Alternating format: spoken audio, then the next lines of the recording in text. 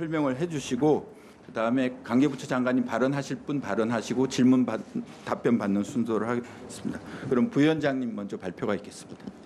네, 안녕하십니까. 반갑습니다. 저출산고령사회위원회 부위원장 김상입니다. 지난해 12월 새 정부 제6기 위원회가 새롭게 출발했습니다. 그동안 여기 함께 자리하신 정부 위원님들과 민간 위원님들이 머리를 맞대고 저출산 문제를 함께 논의했고 다양한 분야의 전문가와 현장의 얘기를 들었습니다.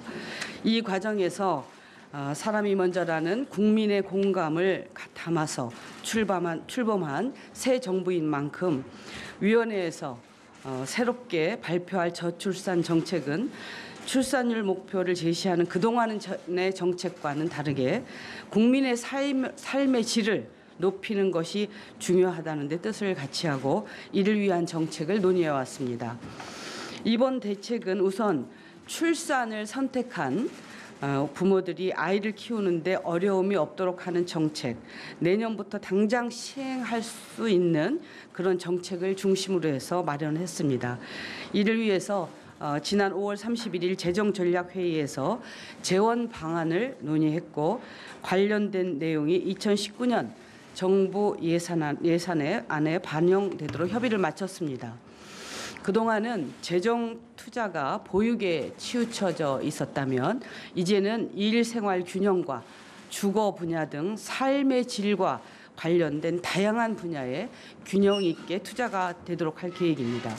이번 대책의 핵심 정책 방향은 첫째, 청년과 신혼부부의 주거 지원, 둘째, 성평등한 일생활 균형, 셋째, 출산과 돌봄의 부담을 최소화하는 것, 네 번째, 차별과 사각지대의 해소입니다.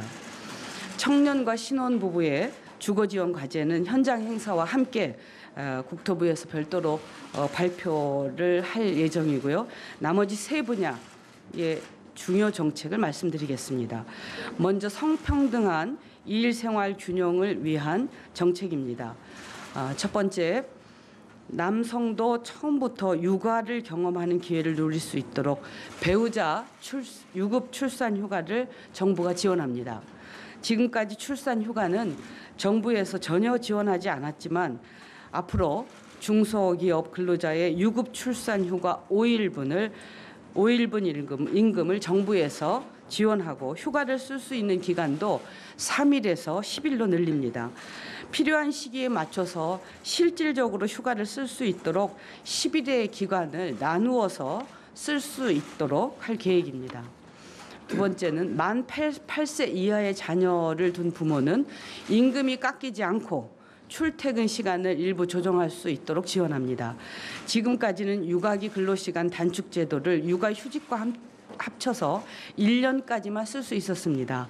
하지만 앞으로는 육아휴직 기간을 포함해도 최대한 2년까지 근로시간 단축 제도를 사용할 수 있습니다.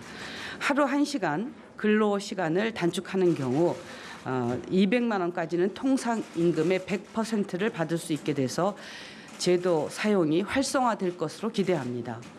세 번째, 부모 중 한 명이 육아휴직을 쓴 뒤에 다른 한 명이 육아휴직을 쓸 때 추가로 급여를 지원하는 일명 아빠 휴직 보너스 제도의 지원 한도를 높입니다. 200만 원까지 지원받을 수 있었던 것을 250만 원까지 높여서 육아휴직 기간 동안 소득이 줄어드는 부담을 최소화하고 아빠들의 육아휴직을 활성화하도록 하겠습니다. 다음으로는 출산과 돌봄 부담을 대폭 완화하는 정책입니다. 첫 번째, 출생 후 한 달까지는 아동의 의료비가 제로가 되도록 추진합니다. 지금 1세 아동의 본인 부담금을 보면 평균 16만 5천 원 정도 됩니다. 건강보험의 보장성을 강화해서 본인의 부담금을 5만 6천 원 정도의 수준으로 대폭 낮추고 이와 함께 국민행복카드를 지금 50만 원을 지원하고 있는데요. 이것을 10만 원을 늘려서 출생 후 1년까지는 아동의 의료비 부담금이 제로가 될 수 있도록 그렇게 하겠습니다. 두 번째, 가정으로 가서 아이를 돌봐주는 아이 돌보미 서비스 지원 대상을 확대하고 정부 지원을 강화하며 아이 돌보미의 처우도 개선합니다. 최저임금 인상 수준을 고려하면서 돌봄 종사 인력의 처우를 개선하기 위해서 아이 돌보미 임금을 대폭 인상할 계획입니다. 지원 대상도 중위소득 120%까지 서비스를 받을 수 있었던 것을 중위소득 150%까지 서비스를 받을 수 있도록 하겠습니다. 이렇게 되면 3인 가구 기준으로 월 소득이 553만 원인 가구에도 서비스를 받을 수 있습니다. 아이돌보미 임금 인상으로 서비스를 이용하지 못하는 부모님께 부담이 가지 않도록 정부 지원 비율을 80%에서 90%까지 높이도록 하겠습니다. 다음은 제도는 있지만 제도를 제대로 혜택을 받지 못하고 있는 그런 차별과 사각지대를 해소하는 정책입니다. 첫 번째는 지금까지 고용보험에 가입하지 못한 자영업자들이라든가 단시간 근로자, 특수고용직 노동자들 이런 분들은 출산을 해도 출산 휴가도 가지 못하고 또 출산 휴가 때 급여도 받을 수 없었습니다. 그래서 이분들에게 출산 휴가 급여를 드리도록 하겠습니다.